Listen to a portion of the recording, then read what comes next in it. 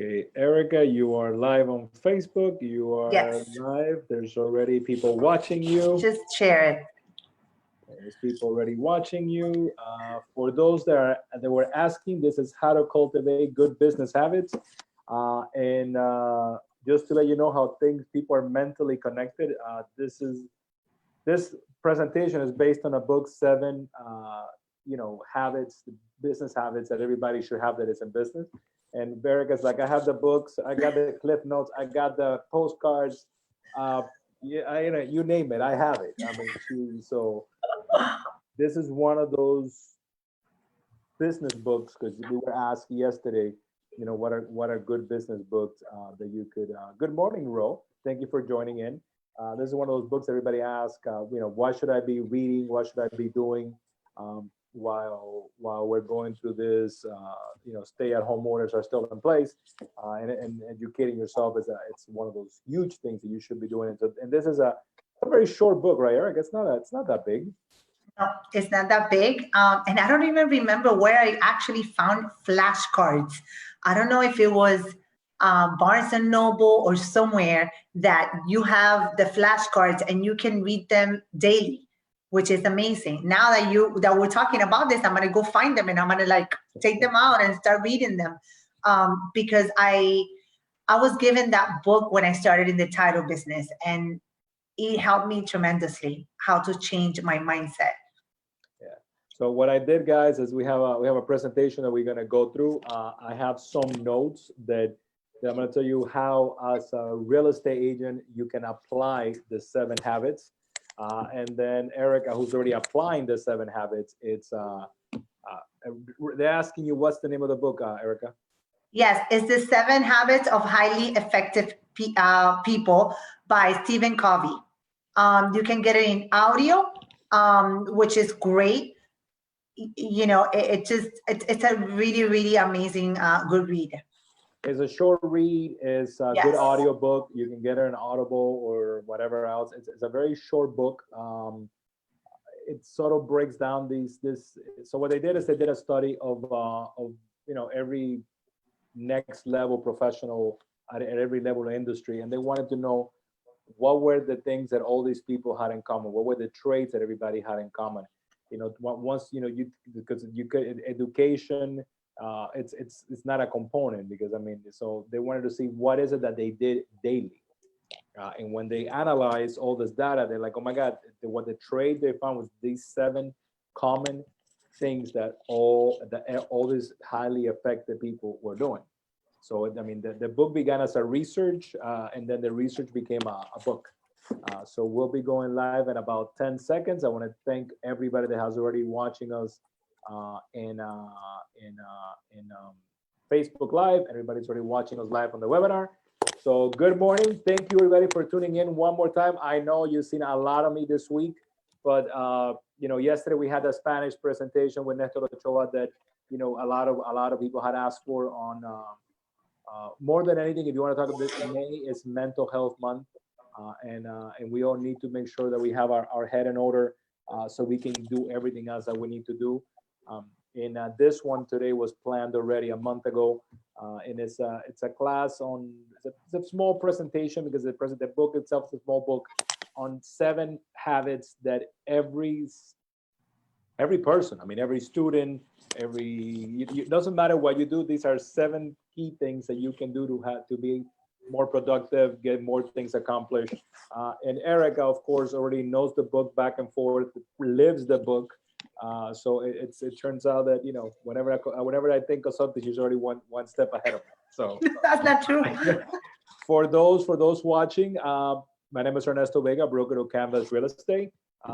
Thank you for tuning in. My lovely co-host is. Yes, my name is Erika Enid, and I am a licensed title agent with Stewart Title. Thank you, thank you, thank you. Thank you for having me. Thank you, everyone, for joining. Erica is known in the industry as the title girl because she's been in this industry since she was 15, and she was 10. 10. But she's very versed in marketing. I mean, everybody talks to Erica about title. I don't. I talk to her about marketing because her entire career in her entire business lifespan of her career has been on marketing herself to build relationship, and she looks at it as a relationship building business, not as a let me get a deal out of you business. She's a let me build a relationship and build a referral from everybody that I come across. So that's one of the things I like about her, that she's focused, and that's the reason why she's been in this field as long as she has, because she's a relationship building individual. And if you don't know her, Erica, where can they reach you? If they don't know. Yes, well, you can reach me, like Ernesto said, marketing. Thank God I've been doing marketing for the past 6 years, and people know who I am, because now this time I think I'm really trending. So Instagram is the title girl. You can see it. I finally figured out how to change my name. So in Instagram is the title girl.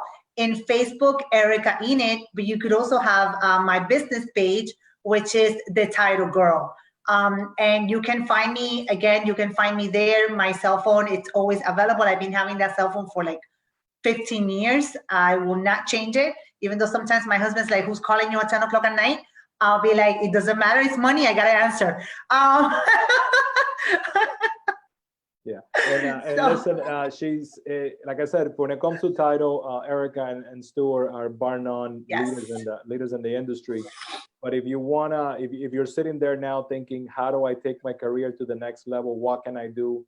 Uh, you know, I started saying, I'm gonna go back. I started saying, God, now 6 days ago, that to me, 2020 started on May 1st. I'm gonna forget the first month of the year, and to me, the first January 1st didn't count. May 1st to me is the first day of the year for 2020. For those Canvas agents, I still have my commitment to myself and to everybody, which is Project 20 in 2020. So we got 8 months left in the year to make that commitment come through. Now more than ever, you got to make that commitment come through and dedicate yourself to your craft. yeah, And then that is why Erica is somebody that you can have a conversation regarding building a building business, from listings, from buyers, from marketing. So it's not just, I mean, title, she does it well, better than well. And the backup behind her Stewart title, it's, amazing team. a monster of a company. But she's not there to be just the title rep. She's there to help you with market. There to help you getting a business plans in order. And I listen to her talk a lot. So she holds a lot of people also accountable. So if you need somebody to help you with accountability, I know that she does that already. So don't look at it just as a title person. This is someone that literally works on all angles of our industry. So I'm gonna go ahead and share Thank my you. screen. And can I say something, Yeah, Ernesto, please, real please, quick? please. Talking about accountability. I know there's a couple of people listening. And I love, Manulani, and I love everybody in the team, Dex. I mean, so many people, Doris. And you know what? I think you have to put the team together, because we have to mastermind with each other, and not only the team that you really work with, because right now, like you said, May 1st started the year. For me, I think I cannot shift everything by April 1st. April 1st, I'm like, I'm gonna call everybody I know. I'm gonna start doing happy hours. I think I started March. March, I started doing Friday happy hours, because you have to be consistent, and that's the key. Learn as much as you can this time, because this moment, May, June, and July, is the time that you need to focus on your business, work it really well, and I guarantee you those 20 that you said, 20, right?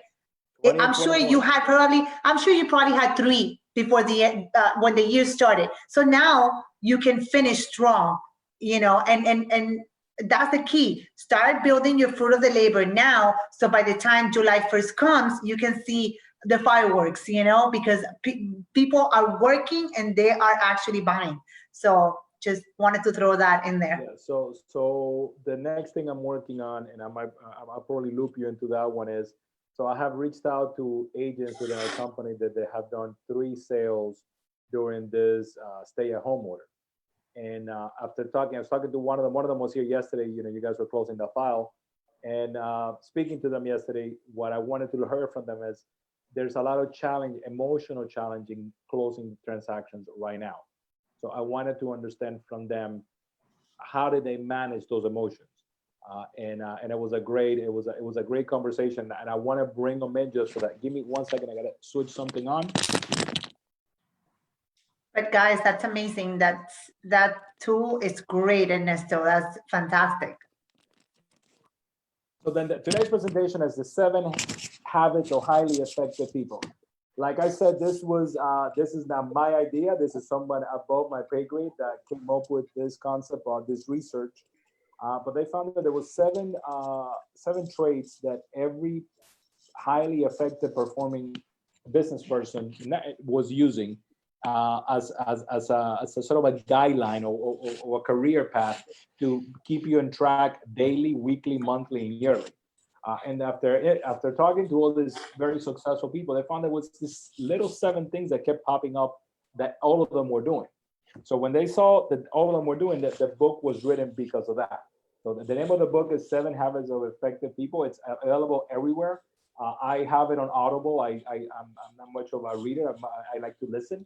So, but Erika says there's even flashcards that you can, so to make it a little more friendly to use. So let's get into it. So like I said, this presentation is presented to you by Stuart Title and Erika Enid.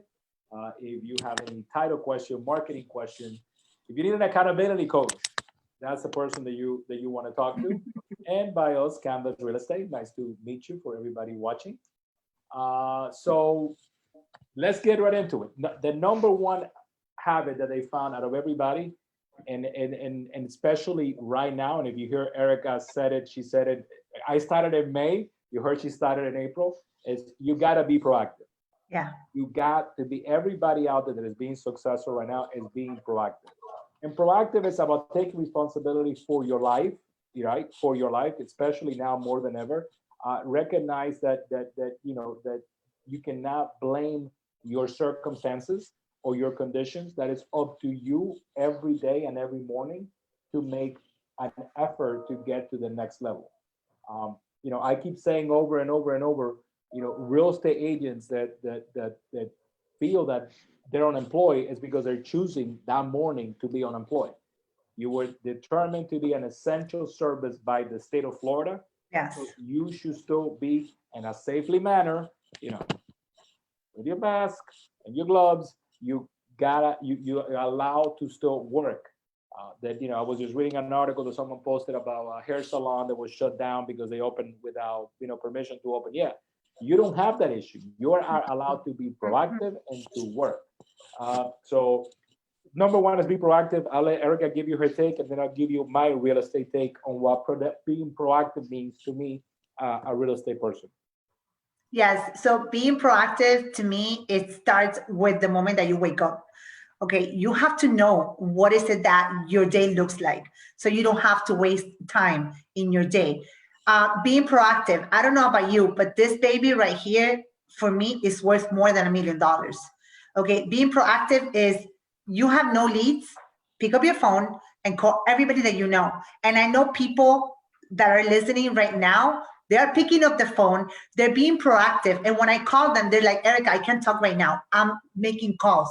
That's being proactive, guys.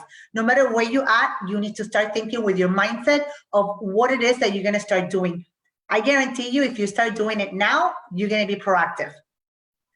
So take that and spin it into real estate. To be a real estate agent, it means you're not in a passive industry. You're not in a holding industry. You're not at the mercy of the market. The market changes, supply goes up, supply goes down, demand goes up, demand goes down. An effective agent is a proactive agent, an agent that is acting before things happen. Let's take it down into leads. Erika just mentioned leads. A lead that is not acted on is dead. It dies. You get a certain amount of time and period to reach out to those leads. So when we talk about an agent to be being proactive, you have to sort of not be at the mercy of what's going on around you. You can right now, we cannot change the environment that we are in right now. We got to go through this period, and it is what it is. But there's still business being done. There are still sellers that are with concerns on their heart because they might have lost their job. Unemployment numbers came out today, and as we knew, unemployment was going to uptick more and more and more. But there's a lot of those sellers that you can, even if they're not your past clients, if there's an expire or a cancel, you can pick up the phone and have a conversation and educate that consumer and build that relationship. Like I said, Erika has built her career on educating and assisting people. The business just follows right after that. But being proactive means not waiting for things to happen. It's not to, and it's a great philosophy. The what's it called? The secret. The secret is great, but the secret says that you have to work. Yeah. Things are not going to manifest by themselves. You got to work for things to come out to you. So when it comes to what is proactive out of an agent, it's having a plan in place and getting up every morning determined that I gotta do my job, whatever your job is that day, and make it happen. Number two is begin with an end in mind. Uh, you know, beginning with an end in mind means that you begin each day with a task or a project that you want to get accomplished, something you want to get done that day. This is a shameless plug to you. I have these on my desk. I'll zoom it in. And these are my key things that I gotta get done. So when I get up in the morning, I look at my calendar. When I get to the office, I jot down the things that I gotta get done. If you need one of these, I know someone that can get one for you. But I begin every day with an end in mind, with a task that I want to get accomplished. People that I need to talk to, people that I gotta reach out to, and work that I gotta get done. That doesn't mean that reality does not come in and things get thrown my way. But I always get back to my little notepad of things that I gotta get accomplished that day, no matter what, and make sure that I don't get distracted enough and lose focus on what is it that I gotta get done. So, Erika, up to you now. Yes. What does beginning with an end in mind mean to you? It's pretty much what you said. You have to write it down. Divide it into what's important at the moment. So if you know that you need to make 3 calls to 3 clients that are important, or even if they're complaining on something, whatever it is, you have to do what's more important first.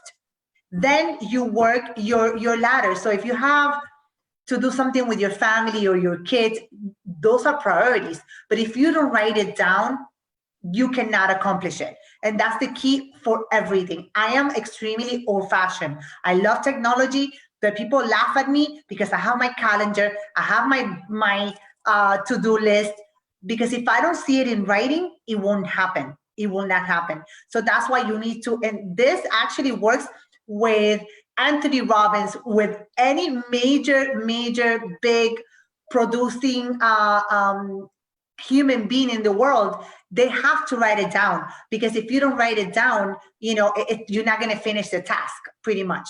So that to me is what I begin, and I end up my day trying to finish all my tasks for that day. I want to thank everybody that I see is watching us live on Facebook. If you could do me and Erika a favor and hit that little share button and share this message so it can be seen by as many people, we can touch and assist as many people as possible. So if you're watching us, if you could kindly enough just hit share on that button and share it. And all the questions that are being posted, we're gonna answer them in the back. To go back to begin with an end in mind, I'm gonna take a simple real estate transaction as a process. From the minute you write that offer, you got 30, 40, 60 days to get to the closing table. So you have an end in mind of what is your goal with that transaction. Now, there are things that are going to happen in that transaction that you got to be proactive, and you need to know what's going to take place. You got to have an inspection done in a certain amount of time. You need to book it in a certain amount of time to make sure you have it, especially now that it can happen at that time. You need to have the file submitted to title. You need to make sure that you get your paperwork back, lien search, title lien, the lien title, everything. So if there's a hiccup, it could be worked out, and Erika can help you with that. You got 30 days for the loan. I'm going to do a shameless plug for Doris. right now. So if you work it, if you submitted your file for a loan, you got 30 days or 45 days for that loan to be approved. So you got to make sure that prior to the expiration of your loan commitment period, you research all of that. You have the closing day coming up, and it's very exciting. But somebody's holding escrow. That escrow's got to get sent over to the title company. You got to be proactive to that. You got to make sure that the CD goes out in time and everybody reviews it. So look at a transaction as a simple way to determine how to help you get organized on a daily basis. You use a real estate transaction that is you beginning that transaction with an end in mind, and at the end in mind is, guys, that's when we get paid. That's the only time that we get paid. So you got to work it that way. Yes. You guys don't get paid until the end, guys. Just make sure we definitely close and says funding. Then you get paid. Put first things first. So that goes back to making notes, right? Yep. You gotta be proactive. You gotta have an end in mind, right? But you need to organize yourself. Erika just touched on family life, and this is an industry that, like she mentioned, we all get pulled at different times of the day because situations come up. But you need to learn to put things in order and give priority to certain things. It's your personal life and your business. So you gotta have a scale of what is must do, what is maybe, and then what I can get to now. And organization, if you notice, the big thing about everything we had talked about already, organization is key on these 7 habits. So what was seen from all these individuals, and if you read the book, you'll see there's different levels of education, different level of upbringing.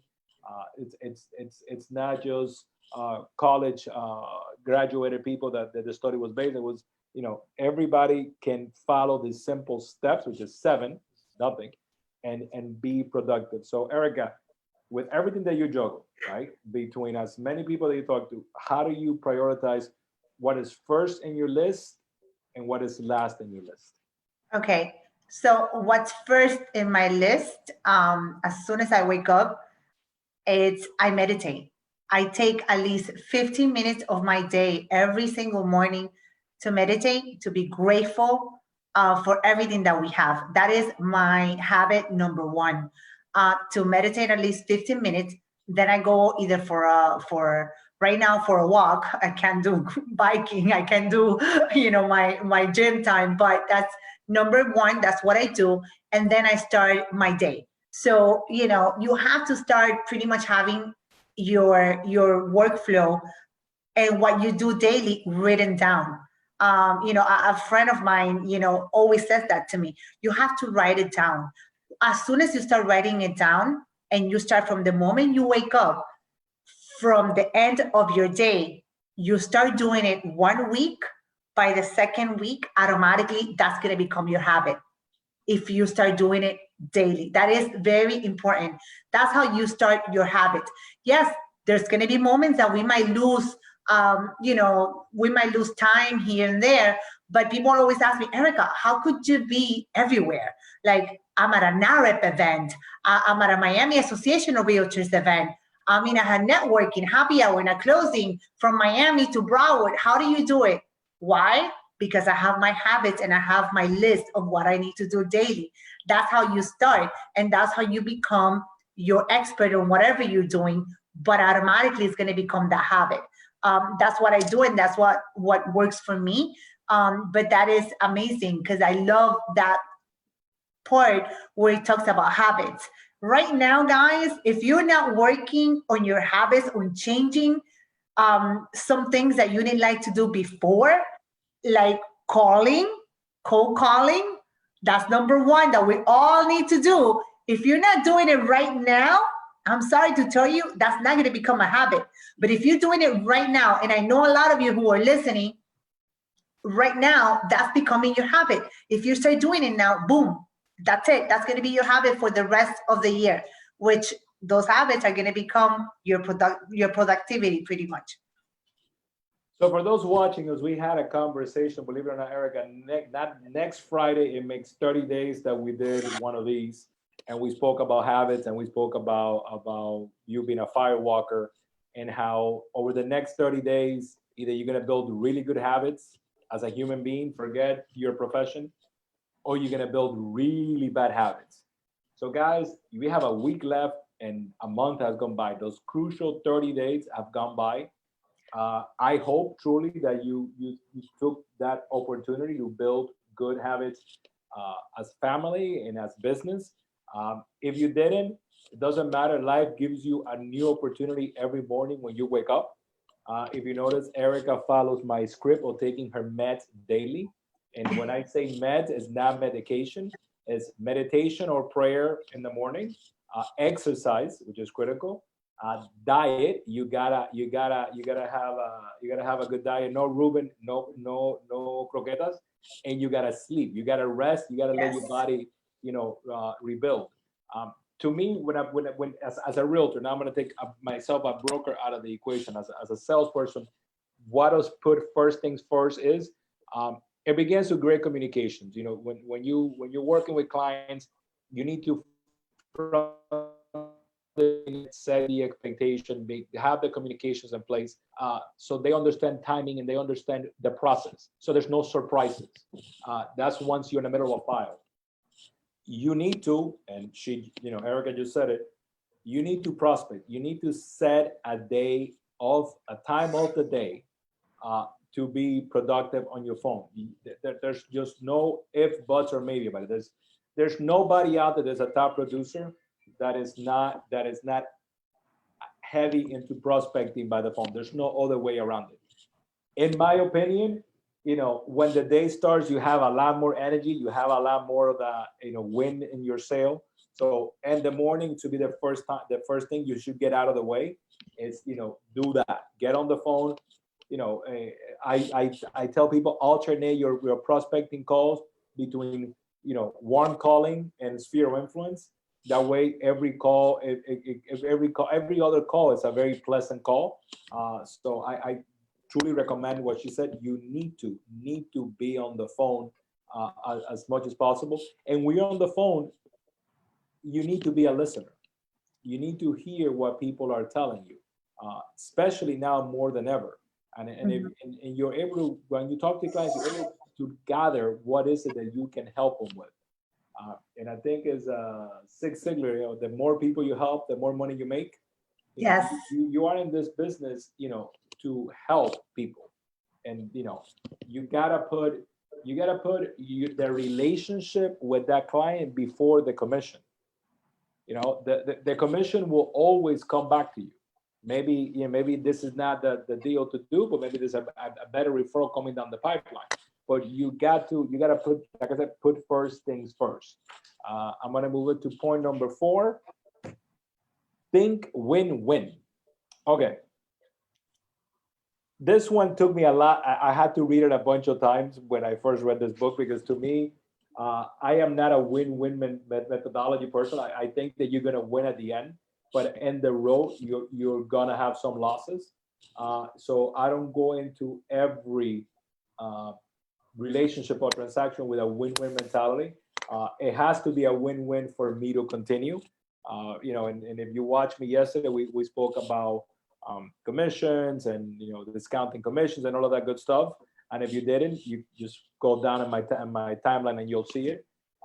So to be a win-win relationship to me, it has to be that. It has to be a win-win. But some of them are not going to be win-win relationships. So I choose to step aside. So that one. One of those was one of the hardest things for me to comprehend. Erica, how did you interpret the win-win, and are you a win-win, sort of driven person? Yes. So I had to learn this the hard way because I'm extremely nice. I'm a super nice person, right?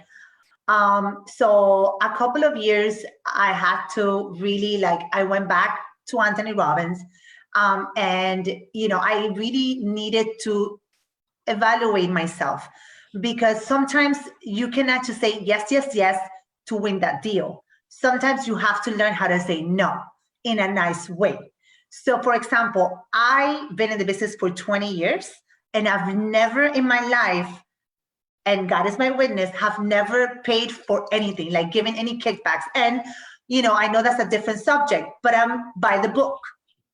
Why am I by the book? Because that's how I am. That's my personality. And not only that, I protect my license, which is I'm a licensed title agent. I'm not just a closer, I'm a licensed title agent, which is a very hard license to get. And why do I say this? Because sometimes I need to learn how to say no. If a customer comes to me and says, "Oh, Erika, look, can I do this, to get that win or to get that client?" I'm simply going to say, "You know what? Unfortunately, I cannot do that.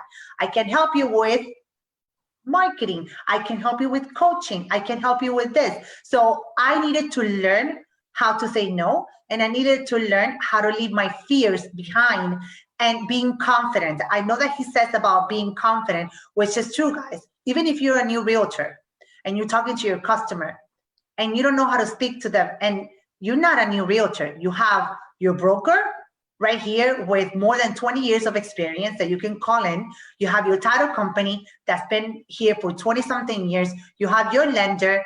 So you have a team. You have plenty years of experience. You're not new. So when you talk with confidence, that's your win-win situation. And when they're telling you that you need to get a listing for 2%, I'm sorry, that's when you need to reevaluate and say no.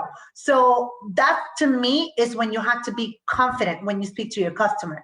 Don't let them, think or bully you or anything. No, be confident. And it takes time. Trust me, it takes time. It takes a lot of reading to do. It takes a lot of work on yourself. But I think definitely to me, think win-win is being confident in yourself, and let go and say no when you need to say no. So a couple of notes that I jot down about win-win. I sort of spin that into that listing that someone is listening to me have. Some properties have pluses. Every property has a plus and minus and cons, and sometimes are more negative than positive, right? So as in a win-win scenario, when you're marketing that property, it's you gotta present the positive, but you really gotta present the positive and attract them in a positive light. But at the same time, you cannot hide the negatives. You gotta present the negatives and present them with a spin. If it's a small lot, say, listen, less lawn to take care of. You got a park down the street. You can literally walk to the park. So you gotta have a toolkit of pros and cons when it comes to win-win, and you gotta always remember that in a relationship, a win-win relationship, a minor tiny change uh, can change the whole trajectory of that relationship or that transaction. A over excited client, which you may have right now in front of you, it might be better to say, listen, why don't we pause on this tonight? We still got time. Let's rehash it tomorrow. Let's both sleep on it. Let's talk about it again in the morning. But if you're in a moment, in a heated discussion, it's always better to step away and try to find another solution. The reason you're in this profession is because you're good with people skills. And what we bring you together is a couple of more tools to carry in your tool bag. Number 5, seek first to be understood, to understand, fix it to understand, and then to be understood. So that one, it's my interpretation over it before I get into the real estate breakdown is people more now than ever, and we're not, are listening to you, but they're not. They're just waiting for you to stop talking to give you their idea. You see that more and more. Everybody wants to get their point across. Uh, to be in real estate, you got to be a good negotiator, and a good negotiator is not someone that beats up the other person to get what they want. We go back to point number 4. In a transaction, it has to be a win-win for both sides. Everybody has to find a middle ground where everybody is happy. Even if there's a dispute, there has to be a middle ground for everybody to be happy. So this one is one of those also that I work on. I try to actually understand first before I can speak and someone can understand me and my point across. I know you go through a lot of, not every title file is a simple one. And sometimes you're stuck in the middle between buyer and seller, and you gotta play Judge Judy in the middle. So how do you get your point across while listening to Um, the other side? and this is something that I've talked to everywhere that I've worked before in title. I tell my processors and my closers all the time, whenever you have someone who's complaining, who is not understanding something, um, have them give me a call or give me their phone number and I will talk to them. Even if we're like, if they just want to vent and they're upset because they can't close on time, all those calls, I want to take those calls. I want to take that challenge because at the end of the day, what they want to do is vent. That's it. That's all they want to do. They want to vent and they want to talk. So what do? I get the phone. I listen to them, even if it's for 15 minutes. I hear them complaining about how the realtor is not calling them, how the realtor is not doing a good job, how their lender sucks. Da, da, da. They just want to complain about everything, right? So I just in the phone, 10, 15, 20 minutes, let them talk. And at the end, I say, I took notes. I'm going to talk to everybody in the transaction, and I guarantee you we'll be able to close. Guys, when they're ready to close, that's it. They're super happy. They love everybody because that's the key. They just want to vent, talk to everybody, and they just want to listen. And I'm sorry, this is the time that all your customers, everybody's at home and they're waiting for the phone to ring and say, hey, how are you? It's not about selling because selling is going to come, but this is the time. So to me, that is the key. You need to listen first before they talk, before you talk. I don't know if you So understand me, but I got you. Give me 1 second. So one takeaway for me, that seek first to understand what the other party is saying, so then you can be understood in what you're presenting. Uh, there's an old saying, goes back to, I guess, to the first caveman that sold something to another caveman, is the customer is always right. Uh, with us, I don't want to be arrogant. I don't want to, come out, like but to me, the customer is not always right. The customer can have an opinion and we can differ in opinion. It's my job as a professional to understand that client's situation, like Erica mentioned, and present the scenarios that may fit what that client requires. It's not that you compromise, and Erica just touched on that a minute ago. It's not that you compromise your values or that you compromise your business practice or change your business plan just to earn that business. I understand what someone may be presenting to me, uh, but I want them to understand my point, understand my view. So yes, the customer, it's not that the customer is not always right. We need to, as professionals, because remember, we are professionals, we need to educate the customer in process.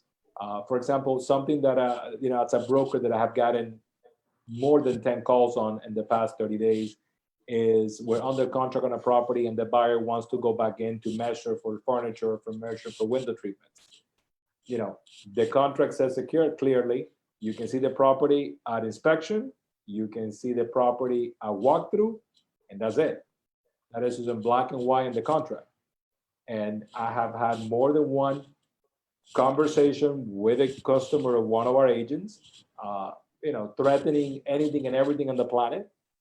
And I listen to understand their concern, right? But then I present, my point, which is black and white, is in the contract, what it is. So it's one of those samples where the consumer may think they're right because they are the consumer and they've been trained to that, but it's not always right. And you touched on it a minute ago. You cannot compromise who you are just for one transaction. Anything you want to add to Absolutely. that one? No, what you said right now with everything that's going on, I think virtually is the way to go. If they want to see their house or something like that, can they just can maybe that seller can do a video virtually or connect with the borrower virtually so they can see it? That's There a you go. question for you. Yeah, No, that I was couldn't hear you. What was that? I'm asking if the customer wanted to see the property.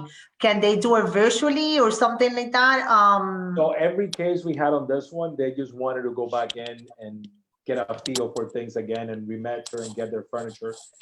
And Yeah, I listened to the desire because that was a desire. absolutely. Express the situation with the current environment that we're in. That some people just don't feel comfortable having, Mhm. people coming in and out, and explain that. It came across, and then at the end, when I couldn't get them to understand my point of view, we went back to what's legally signed by both parties in black and white. Of Well, course. the next time you're gonna walk the property is the day of the walkthrough, and there's just Yes. that's just the way it is. Yeah. Well, we all gonna have difficult situations. We had a closing not long ago. The gentleman, he was for FedEx, and obviously with everything that's going on, my closer's asthmatic. Even if we didn't have that many people here in the conference room, I need to protect her because she's heavily asthmatic, and he refused. He was so upset because I didn't let him into the conference room and all of that. And I'm like, I apologize, but I'm also being here. I did a drive-through closing, and at the end, obviously he wasn't mad anymore because I gave him a bottle of wine. But the thing is that we have to respect right now each other, and this is uncharted waters. We don't know what we're walking into right now, right? We have to do whatever we can to make it happen, to close the transactions, to make it the deal happen, but we also need to protect each other. So if that's why right now we're screening everybody, so we're asking them, who do you work for, have you traveled, etc., because we need to know, and that's important for you guys. This is moving forward, not only now. This is something that we need to protect each other. I know nosotros los Latinos, we're always into the kissing, kissing, kissing, which eventually is going to come back, but with precautions. Yeah, no, I have said it in the past couple of conversations I had, that if for those that remember, prior to September 11, we had a lot of other freedoms. For example, you can walk into any municipal building, any courthouse, any governmental building, and you just walked in like if it was nothing. It was after September 11 that security measures were installed, where metal detectors and screening to enter the courthouse, airport security. So there will be some measurements in place for the time being. This is a little bit different than any of those situations and environments. I think we as humans are very resilient, and we will blink, and next summer, this will be, will begin to look like a distant memory. The next one to me is what Erika opened with, and it's this one that says two heads are better than one. To me, four are even better than two. Uh, Synergy is what she mentioned. That synergy, especially in our industry, it doesn't matter if you are licensed yesterday or you've been in the business for 20 years. You need to have a good synergy with the team that you work with, and try to maintain that same team for everything that you do, because it becomes a very tight sort of environment, and it sort of makes your job a little easier. I know you're big in your team, so how do you keep the synergy going within your team? I mean, it's just, you have to care. You have to care for others. If you don't care or you don't show that you care, it's not going to happen, guys. And what I'm saying care is helping anybody, your team, your coworkers. Whenever you're showing a property, that other agent, everybody's going through different things in life. And this is not only now with the pandemic. We don't know what the other person is going through health wise, divorce, God knows, but we're all human beings. So that's when we have to care for each other from the beginning. Sometimes we misjudge people and we assume things. Stop assuming. I think that's something that's very important. We cannot assume what the other person is going through, right? We just need to care for each other. Synergy is your the way you act, the way you talk. You have to have that synergy, guys. You have to be energetic within yourself. And I love that last phrase. Together, they can produce far better results that they could individually. That's what a team does. Teamwork. You need to have your team. You need to have your partners in place. I have plenty of partners that I can go to. Okay. And that is the key. In order for you to succeed, you need to have your team in place. You're not alone. Don't think you're alone, because you're not alone. We're not alone. We are all in this together. There's a huge hashtag right now going on saying alone together. What, right? Because we're alone, but we're together. We're social distancing, but we're not actually social distancing. We're physical distancing. Right now, I'm socializing with you guys. This is socially. Physical distancing is what we're not doing. So don't think you're alone. You're not alone. We're all in this together. And if you don't have a team, I'll be more than happy to become part of your team. Just give me a call, and I'm sure Ernesto can be your mentor. So you have a great team here. Together is the only way that we're going to win now and moving forward in the future. Thank you. Thank you. That's a beautiful word. So for anybody listening right now about synergy and how I see synergy, now more than ever, buyer consultations and seller consultations, it's something that you should be doing and not doing alone. Buyer consultations, seller consultations, it's something that you should be doing with your title person and your mortgage person, and even bring in your inspection person that you use, your core team. In a buyer's consultation, one thing that I hear a lot is, oh, they're already working with somebody. They're already working with somebody. Listen, there's 70,000+ licensees in South Florida, right? So everybody knows somebody that has a real estate license. But having a license does not make you the professional that you are. A buyer's consultation, a Zoom buyer's consultation, will truly set you apart from what everybody out there is doing. Any lead that comes your way from, we have a lot of agents doing virtual open houses, and actually a deal that's going your way is someone that met someone from an open house 6 months ago that they had kept in touch with. But a virtual presentation could be as simple as, hey, I understand that you're looking for a home. I know that you have put your search in a pause right now, but why don't we do a quick buyer's consultation? Let me bring in my title rep so they can explain to you the process and you can understand your protection when it comes to title insurance.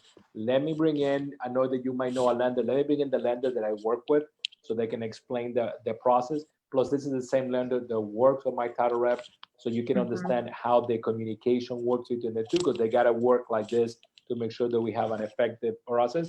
And I'm going to bring in also our inspector to explain to you what is it that it's going to be covered on that inspection. Let me show you the value of what working with me brings to a buyer like you. If you use that little speech with any lead that comes your way, it's going to set you apart from 90% of everybody else that is in this industry. And I'm not telling you to spend hours. That is probably what, Erica, think 10, 15 minutes Zoom meeting conversation. Yeah, absolutely. That will set you apart, and that will really help you build that connection between that buyer and you. And with sellers also. With sellers, exactly the same. Yeah. And what I wanted to add is that right now they're home. And if you're talking to a customer or a seller, we can do exactly what Ernesto and I are doing. We can do it with your customer. And if you don't know how to use Zoom, just let us know, either him, myself, and we can just do a power presentation with your customers and show them, share the screen, and we can do this with them virtually. This is the new way right now. And I'm sorry to tell you guys, I'm very happy that we're learning a lot. and that we are actually learning how to do these consultations. Because how much time you guys waste driving people around and showing them 15 houses? Right now, you can show them the top three. This is the top three that you really, really want, and screen them and do virtual tours for them. Okay, so I know that it's a difficult time and people are scared, but if you as an agent can go in without your customers and do a visual tour, that's another add-on that you can do. And consultations, there's free consultations and PowerPoint presentations, and if you don't know how to do it, I can help you. Super easy, super simple to do a power presentation, your information, your lenders, and the title company, and boom, you're the expert. And that's what Synergy is all about. It's about bringing in a team of professionals who's going to work with you, work together, so you can produce better results together. So the last one to me, I've been hearing this my whole life. There's an analogy about sharpening your saw. That two lumberjacks get hired to cut down X amount of trees, and they're each given an axe, and they're giving a polished stone for the axe, and they're like, well, whoever cuts the most trees by noon gets the job. So the first guy gets that axe and starts whacking and whacking and whacking and whacking and whacking and whacking and whacking, and he's there going at 1,000%.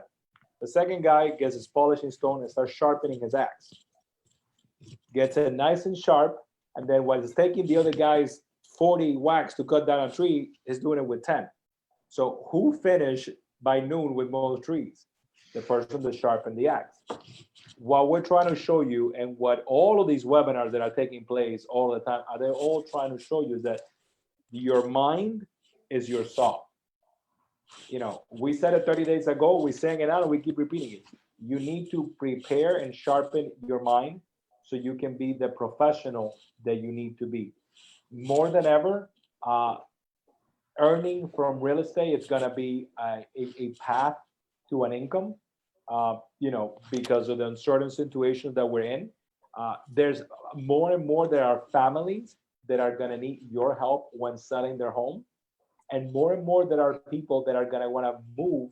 And you know, this is something that Carlos said. You know, there's some people that have been living rented, and they've been sitting 4 people in an 800 square foot apartment rental in downtown Fort Lauderdale. That family's at each other's throat. They're gonna go ahead and want to get a house with a yard and a pool, because it's you know, you have realized I have my priorities in a different order, you know, and like you mentioned, a lot of people are working from home, so you gotta take the time daily to sharpen your saw, to sharpen your mind. I'm one of those that every morning when I get up, I have 3 or 4 different podcasts that I listen to, or people that I consider to be industry leaders, you know, that are putting out content even before this happened.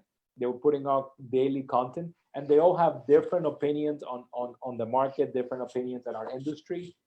But you know, it's always good to sharpen your mind, right, Erica? Yes, every single day, guys. I mean, you know, physical, social, emotionally, mental, and spiritual. For me, spiritual is number 1, physical number 2, mental 3, then emotionally and socially. Those are the keys for me. Sharpen your saw every single day. You need to be learning something new. And this is not only about real estate, guys. This is in general about your well-being. Everything starts with you. You can blame your broker. You can blame your title company. You can blame your lender. You can blame your husband or your kids. I'm sorry. You have to own it. You have to own whatever decisions you do in life. You have to own that. And it took me 3 years. And why do I say 3 years? Because I went to a deep rut in 2016. I needed to find out what it is that I wanted. I felt lost. I felt disconnected with everybody, disconnected with the one above me, and I needed to connect and reconnect myself. That is what Sharpen the Saw did for me. You need to start within yourself to realize what it is that you want to do, because nobody's going to accomplish it. Nobody's going to be able to do it but yourself. But if you start sharpening your saw like Ernesto said, listening to podcasts. I listen to podcasts too. Sometimes in the way to drive, I'm listening to a podcast. Podcast on real estate, podcast on health and mindset. I started doing a new diet. Why? Because whatever we put in your mouth this time, we cannot have clear mentality. So that's very, very important, guys. Everything that we put in also affects our health. So we need to make sure that we're taking care of our body and that we're loving our body and ourselves. It's something very important. You're home. I know you're craving a lot of junk food, chocolates and all of this. But remember, the way you start thinking and the way you're feeling is about whatever you intake, which is also very important. So sharpening the saw, it's something that we need to do daily, every day, and to me that is the number one. I even had a reminder every morning that says sharpen your saw, sharpen your saw. I mean, you gotta work on yourself physically, and I'm not saying physically you look good. I mean, if you look good as a byproduct, fantastic. But people that exercise more than 30 minutes daily, it's very hard for your mind to go to a dark place during the day because those endorphins are running in. So that helps you with your emotional and mental stability. You need to be spiritual, whatever your faith is. You need to find that connection with something higher. And if you're an agnostic, then find something that moves you and motivates you. And you just said something that is the last thing I'm going to say about this. We all go through a dark moment in our lives. And I have a quote that I wrote down a while back that I don't know who it's from. It says, and it ties back to Nestor's comments yesterday, that you gotta live out your imagination. That is what you're here to do. Your history is your history. You're not here to live out your history and repeat your history. Your history is behind you to learn from, but your imagination is going to get you to where you want to be, where you need to go, because unfortunately, our reality has temporarily changed for the next month, 2 months, 3 months, 6 months. I don't know. I'm not a epidemiologist, but I tell you that the world is still functioning. Real estate is still getting done. And now more than ever, you might be the breadwinner for the entire family. More than ever, it's in your shoulders to be the breadwinner for your entire family. So you got to take on that responsibility, build a team, build synergy, take this simple 7 steps. I'm gonna email that to all my Canvas agents. I'll send it to you, Erica, in case you want to share with anybody else. It's simple, and if you have the time, get the book and read the book. Yes. If I had to boil all of this 7 habits to 2 things, it's very simple. Do something. You gotta stop sitting around. Erica's been telling you all this open thing. You gotta do something. And I know you watch it on social media, and social media is great, but social media, you have to use it as right now as a tool and a connectivity. That doesn't mean that you're gonna spend 3 hours on Instagram or Facebook, just scrolling down. This is a tool that you can use to communicate now more than ever, to communicate, but it's not, you got to put it away as a distraction. And you need to take action. You need to take massive action. There's people that are around you right now that can help you do that. You need to take massive action. So out of those 7 things, all Ernesto took away is, I got to get up every morning and do something, and I got to take action. That was my takeaway from the book. When I listened to it, I didn't read it. I listened to it, I think, already twice. I mean, everybody that I've talked to or that I listened to motivational wise, they always said the same thing: take action. Take action. Even if you look at Anthony Robbins on YouTube's, take action, guys. This is the time. This is the time that we need to take actions. I don't know about you, but I've been working more than ever. I've been working more than ever now. Even on Saturdays, I came up last week and did a webinar for an hour on Saturday. And guess what? We got a contract. We got a borrower. So you know what?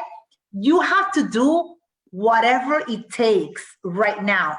Like Ernesto said. You're the breadwinner. You are the breadwinner. And you know what? People right now that lost their jobs, they had a big house and a big payment. Guess what's going to happen? They want to sell that house and they want to buy a condo. The people that are having a condo and have a job right now, what do they want to do? Sell their condo and get a house that has a pool. So use it. Use this time to do whatever it takes. So that was my homework presentation. I'm going to look at questions because I know that I see questions right now. So what they're asking me, it's very challenging to show property right now.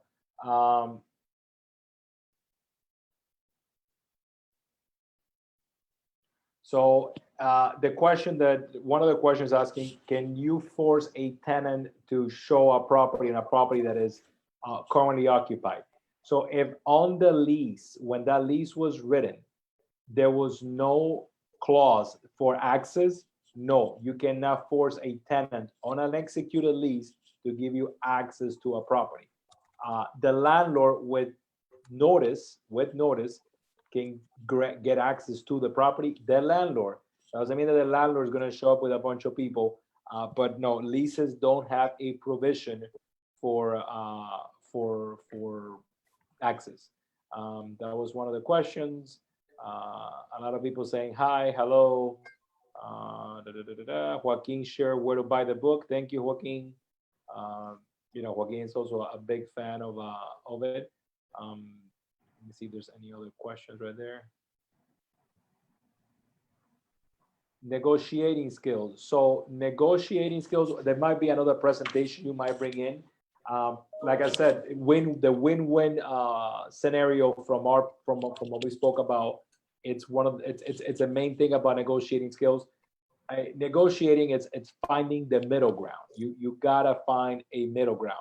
And in some transactions, they might not happen. You might not be able to get a middle ground. It's just, unfortunately, it is what it is. But our job and what we get compensated for, it's for that. And I think now more than ever, educating the consumer is what's going to help you.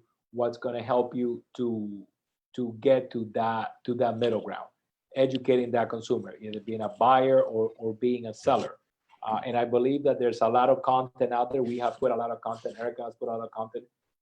You know, I did a whole presentation regarding the state of our market. The association just put out some numbers.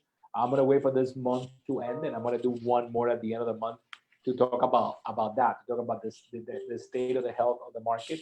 I can tell you that today the numbers came out for buyers' applications for mortgages, and it ticked up 7% again.